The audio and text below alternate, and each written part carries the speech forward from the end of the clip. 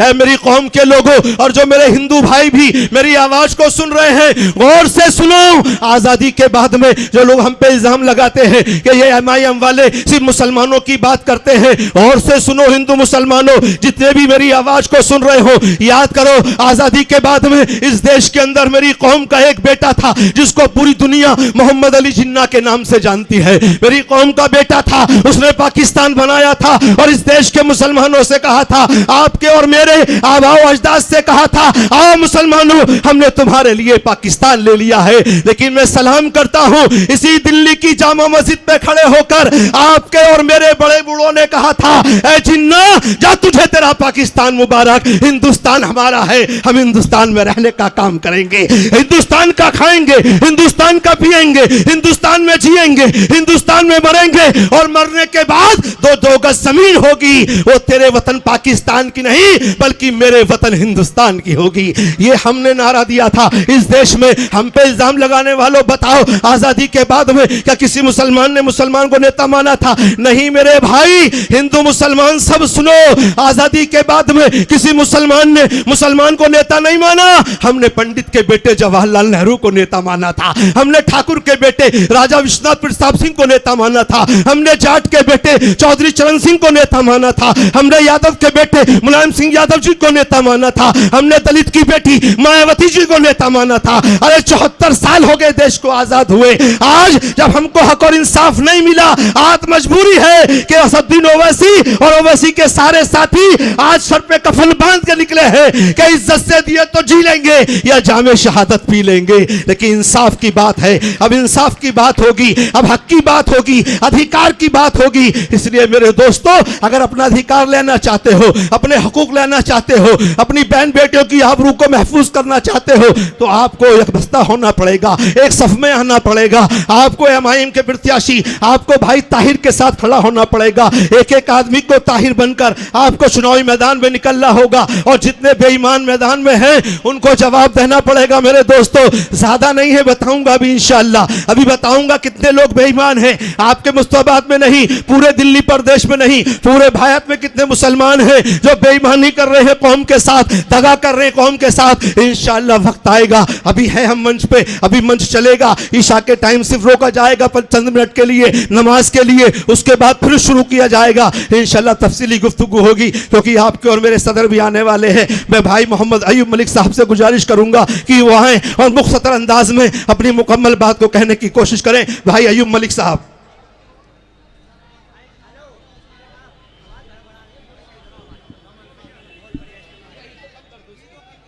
मंच पर बैठे MIM पार्टी के सभी जिम्मेदार साथी और पदाधिकारी,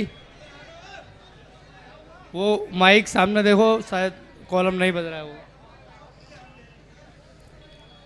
और सामने बैठे मेरे सम्मानित बुजुर्ग और नौजवान साथी, और जहाँ तक मेरी आवाज़ जा रही है, घरों में बैठी मेरी माँ बहनें, सभी को अस्सलाम वालेकुम। देखिए, जैसा आप सभी जानते हैं, ये चुनाव का माहौल है और चुनाव बहुत नज़दीक भी है।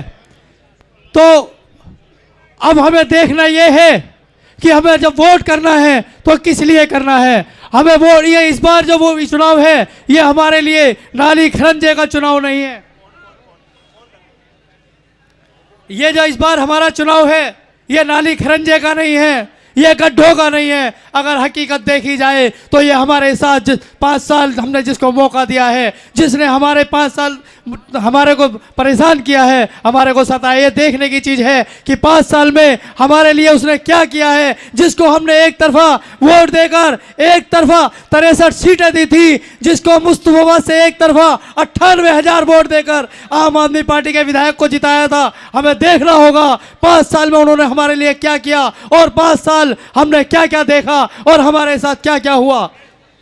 2020 में जब हाजी यूनुस को यहाँ से 98,000 वोट देकर एक तरफा जिताया था, और उसके साथ जो लोग खड़े थे, मैं आपको बता दूं, सबसे पहले यही के एक कभी पार्षद हुआ करते थे कांग्रेस के, वो जब उनका टिकट कटा था तो वो भाजपा को वोट डलवा रहे थे और वही उसके साथ खड़े थे। उधर से एक और थे पुराने मुस्तफा से पार्षद कांग्रेस के ही, जब उनका भी टिकट कटा था तो वो भी उसी के वो भी उस एक वक्त में भाजपा को वोट डलवा रहे थे। और मैं आपको बता दूं, और जब ये हाजी यूनुस को हमने एक तरफा यहाँ से जिताया था तो इन्होंने क्या किया। सबसे पहले हमने 5 साल के अंदर क्या देखा, सबसे पहले 5 साल के अंदर हमने अपने मकानों को जलते देखा या नहीं देखा।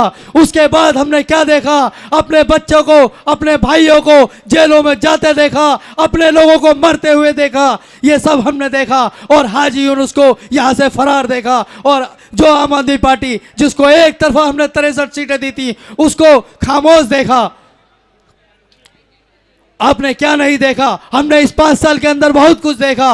मरकज के अंदर ताला देखा, जमातियों को दौड़ाते, जंगलों में दौड़ाते देखा, उन माओं को परेशान देखा जो ये सोच रही थी कि ना जाने कब मेरे लाल का नंबर आ जाए, ना जाने मेरे लाल को ये पुलिस कब उठा कर ले जाए। लेकिन ये आम आदमी पार्टी कभी हमारे लिए, हमारे पक्ष में कभी नहीं बोली। हमारे बच्चे जेल जाते रहे और ये हाजी यूनुस और ये आम आदमी पार्टी देखते रहे। बल्कि इन्होंने जो ताहिर हुसैन, इन्हीं की पार्टी से 10 साल तक जिसने पार्टी को खड़े करने का काम किया, उसी को सबसे पहले वही केजरीवाल कहता है कि इसको डबल सजा दी जाए। जब डबल सजा की बात आ रही थी तो डबल सजा उसको क्यों नहीं दी जाती जो मनीष सिसोदिया जेल के अंदर रहता है, जो संजय सिंह जेल के अंदर रहता है, जो उनका सतेंद्र जैन जेल के अंदर रहता है। बल्कि खुद केजरीवाल कुछ टाइम जेल, 6 महीने जेल में रहता है, लेकिन इनको डबल सजा की बात नहीं करी जाती। डबल सजा की बात करी है तो ताहिर हुसैन के खिलाफ करी जाती है। दूसरी तरफ आपने देखा होगा दंगे कराने वाला कौन था, आप सब जानते हैं, जिसका नाम कपिल मिश्रा था। पूछिए इस केजरीवाल से, पूछिए जो आज आम आदमी पार्टी के लिए वोट मांगने आ रहे हैं, पूछिए उस आदिल अहमद खान से कि कितना उसने कपिल मिश्रा के खिलाफ क्या बोला। जिस मोहन नरसिंहम से गोलियां चल रही थी उसके खिलाफ इस केजरीवाल ने क्या बोला था। वही कांग्रेस भी इसी लाइन में खड़ी होती है। मैं आपको बता दूं, कांग्रेस की एक पार्षद जिसका नाम इशरत जहां था, वो भी 2.5 साल जेल के अंदर रही थी और कांग्रेस बिल्कुल खामोश रही थी उसके लिए। और आपने देखा होगा, कभी 2 नाम आपने सबने सुने होंगे, एक का नाम कन्हैया कुमार हुआ करता था और एक का नाम उमर खालिद हुआ करता था। तो मैं बता दूं आपको, जब आज आप खुद देख लीजिए उमर खालिद कहाँ है और कन्हैया कुमार कहाँ है, ये आपके साथ दोहरा व्यवहार हो रहा है। तो मैं आपकी बात को यहीं से ख़त्म करता हूँ क्योंकि आगे और बहुत लोग बोलने वाले हैं। अस्सलाम वालेकुम। शुरू करता हूँ अल्लाह तेरे नाम से, बिस्मिल्लाहिर्रहमानिर्रहीम।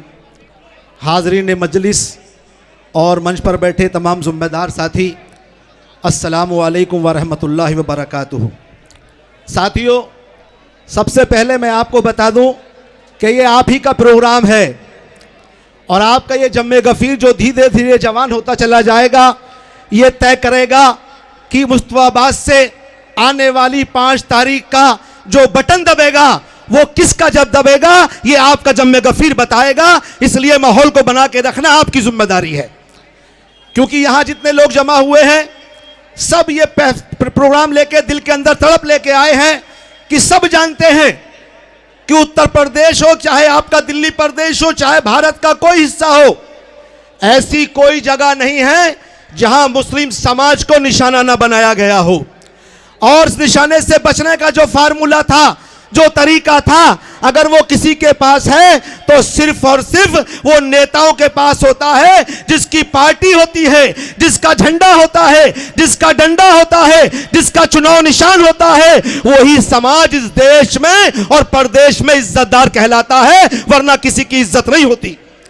अगर आपको भी इज्जतदार बनना है, वरना याद करो इसी देश में एक समाज ऐसा रहता था जिसको आप और मैं जाटव समाज कहते हैं, दलित समाज कहते हैं, जिसने इस भारत के अंदर इतने बुरे दिन देखे थे कि भारत के अंदर किसी समाज ने इतने बुरे दिन नहीं देखे होंगे। उनके गले में हांडी बांधी जाती थी, अगर ये थूकेगा तो इसके थूक से जमीन नापाक हो जाएगी। उसकी कमर से झाड़ू बांधी जाती थी, अगर ये चलेगा इसके पैरों के निशान से ये जमीन नापाक हो जाएगी। उसके हाथ का छुआ कोई पानी नहीं पीता था, उसको मंदिर में घुसने नहीं दिया जाता था। अगर कुत्ता चला जाता था तो देवी देवता नापाक नहीं होते थे, लेकिन अगर दलित भाई चला जाता था तो देवी देवता नापाक हो जाते थे। आखिर कौन सी चीज उनके पास आ गई, कौन सा फार्मूला उनके पास आ गया कि इसी देश में एक बाबा साहब भीमराव अंबेडकर के मिशन को लेकर मान्यवर काशीराम उठे और मायावती जी के हाथ को पकड़ा और इस देश और प्रदेश में किसी को गाली नहीं दिया, किसी को बुरा नहीं बोला, किसी को डंडा नहीं मारा, किसी से झगड़ा नहीं किया। क्या कहा? सिर्फ एक बात कहा मायावती काशीराम जी ने, ए लोगों याद रखना कि जब भी चुनाव आ जाए, चुनाव के बीच में मैं जिसको भी तुम्हारे बीच में अपना टिकट दे के भेज दूं तो उसकी जात ना पूछना, उसकी बिरादरी ना पूछना, उसकी दाढ़ी ना देखना, उसकी टोपी ना देखना, अपना वोट उसको दे के घर चले आना, तुम इस देश में राजा बना दिए जाओगे। आप फैसला करो, वो कौम के जिसके बच्चों की बारातें कभी घोड़े पे चढ़ने देने की इजाजत नहीं थी, जिनकी बहन बेटियों की आबरू को लूट लिया जाता था, लेकिन जब मायावती और काशीराम जी ने यह काम किया, उन्होंने सबको टिकट दिए। पंडित जी मार रहे थे, टिकट दिया। ठाकुर जी मार रहे थे, टिकट दिया। बनिया भाई पीट रहा था, टिकट दिया। बहन जी ने, काशीराम जी ने सबको टिकट दिया और सबको टिकट देने के बाद में जब देखा इसी भारत के अंदर, तो भारत की राजनीति के अंदर उबाल आ गया। आप देखो उबाल कैसे आता है, इस देश की राजनीति में उबाल कैसे आता है। आओ गौर करो मेरे दोस्तों, सिर्फ 5 मिनट 10 मिनट आपके बीच में आपके जहन को खोलने की कोशिश कर रहा हूं। माहौल कैसे बनता है, कोशिश करो। इस देश और प्रदेश के अंदर जितनी हुकूमतें बनती और बिगड़ती है, इस समाज की पार्टी होती है, जिस समाज का नेता होता है, उसी समाज की इज्जत और आबरू महफूज रहती है, उसी समाज का वकार महफूज रहता है। वरना जिसकी पार्टी नहीं, जिसका नेता नहीं, जिसका अपनों में से अपना सियासी लीडर नहीं, जिसका अपनों में से अपना सियासी अमीर नहीं, उसको कोई नहीं पूछा करता, उसको कोई नहीं पूछता। आप याद करो, आजादी के बाद में एक ही पार्टी हुआ करती थी, कांग्रेस पार्टी। हम भी लोग कांग्रेस पार्टी को वोट देते थे। क्या भूल गए कि कांग्रेस पार्टी की हुकूमत थी, मेरी उर्दू जुबान को खत्म कर दिया गया। कांग्रेस की पार्टी की हुकूमत थी, मेरे आरक्षण को, रिजर्वेशन को खत्म कर दिया गया। ऐ मुस्लिम कौम के लोगों, तुम नहीं जानते कि रिजर्वेशन आज मुसलमानों का होता, अगर मुसलमान का रिजर्वेशन कांग्रेस पार्टी ने अगर खत्म ना किया होता, आज हम भी हुकूमत में बैठे होते। आज हमारे बच्चों के कांधों पे सरकारी राइफल होती, हमारे भाइयों के सीने पे सरकारी वर्दी होती, हमारे बच्चों के हाथों में सरकारी कलम होता। लेकिन किसने किया?